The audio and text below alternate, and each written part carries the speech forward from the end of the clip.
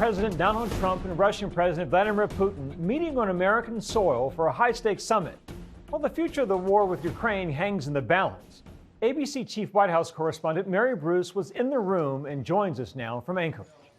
Well, Byron, the stakes for this meeting were incredibly high, but tonight President Trump and Russian President Putin are now heading back home, with the world having watched this very closely and still wondering what came of this meeting today, what progress was made, and still asking that big question, when is this war going to end? After sitting together for over 3 hours, the leaders appearing here before cameras and before the press extremely vague and not answering any questions. Vladimir Putin alluded to an agreement. President Trump said they made progress, but wouldn't explain what exactly that progress was. Instead, he said there's no deal until there's a deal, Trump adding that we didn't get there, but we have a very good chance of getting there. President Trump came into this meeting making it very clear he wanted a ceasefire and warning that there would be severe economic consequences if that was not achieved. But tonight, in their brief remarks here, neither President Trump nor Vladimir Putin even mentioned the word ceasefire. They also didn't mention any future possibility of a meeting with Vladimir Zelensky, the Ukrainian president, which is something that President Trump was also hoping would come of all this. Byron. Thank you, Mary, from Anchorage. The world watching as the two leaders came together, the American president known for the art of the deal, hoping to broker peace in Ukraine, facing off with the Russian president trained in the world of strategy and spycraft. After more than 2 hours and a less than 10-minute press conference, the end of a high-stakes meeting came to a close. President Donald Trump arrived in Alaska wanting to end the war between Russia and Ukraine. There were many, many points that we agreed on, most of them, I would say, a couple of big ones that we haven't quite gotten there, but we've made some headway. So there's no deal until there's a deal. While Trump says he might be one step closer, he left without that promise. I've always had a fantastic relationship with President Putin, with Vladimir. We had many tough meetings, good meetings. For the last 3 years, Putin has largely been isolated from the West since he invaded Ukraine. But today, Trump rolling out the red carpet for the Russian president, greeting him warmly, posing for a photo op together, then riding to their meeting in the Beast, the U.S. president's official car, all on American soil. At the last minute, the bilateral meeting expanding to a 3-on-3, Trump joined by Special Envoy Steve Witkoff and Secretary of State Marco Rubio. Key to all of this, key to everything that happened today, is people have to remember it was Vladimir Putin, Russia, that invaded Ukraine. For his part, Putin saying progress was made, but warning European allies not to interfere. We expect that Kiev and European capitals will perceive that constructively and that they won't throw a wrench in the works.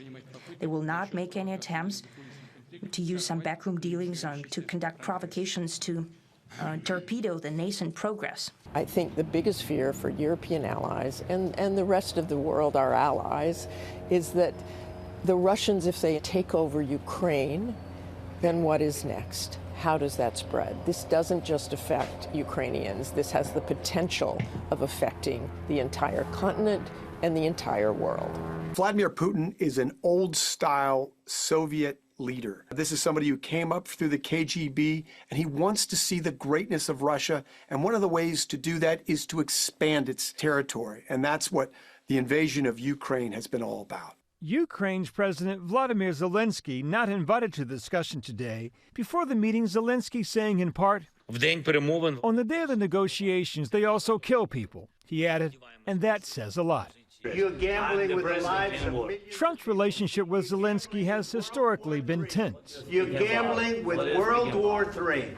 And what you're doing is very disrespectful to the country, this country, that's backed you far more than a lot of people said they should have. The bitter battle between Russia and Ukraine began in February 2022, when Russian troops invaded Ukraine, the largest in Europe since the end of World War II. More than 60,000 Ukrainian soldiers and over 13,000 Ukrainian civilians have been killed since the start of the war, and more than an estimated 200,000 Russian soldiers have died in the fighting. I have seen up close over these years is this grinding war. Death every day, destruction, especially there in the east. Entire Ukrainian city blocks destroyed. Millions becoming refugees, forced to flee.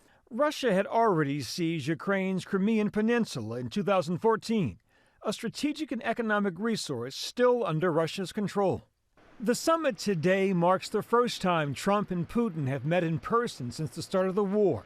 The leaders met 6 times in Trump's first term, notably for a 2018 summit in Helsinki, Finland, when Trump faced harsh criticism even from his own party for siding with Putin over claims Russia interfered in the 2016 U.S. election. My people came to me, Dan Coates came to me, and some others. They said they think it's Russia. I have President Putin. He just said it's not Russia.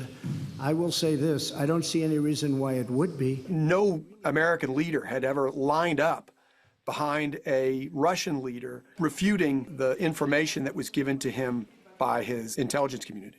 Trump would later say he accepted the U.S. intelligence community's assessment about Russia's interference in the election, but added, without citing evidence, that it could be other people also. The unique relationship between U.S. and Russian leaders goes back decades. Some of the most iconic presidential moments that we have in the 20th century are those with our presidents and their Russian or Soviet counterparts. Mr. Gorbachev, tear down this wall. You could certainly see it with Ronald Reagan and his relationship with Mikhail Gorbachev. Just after the summit ended, Trump sitting down with Fox News, the very room where he just met with Putin.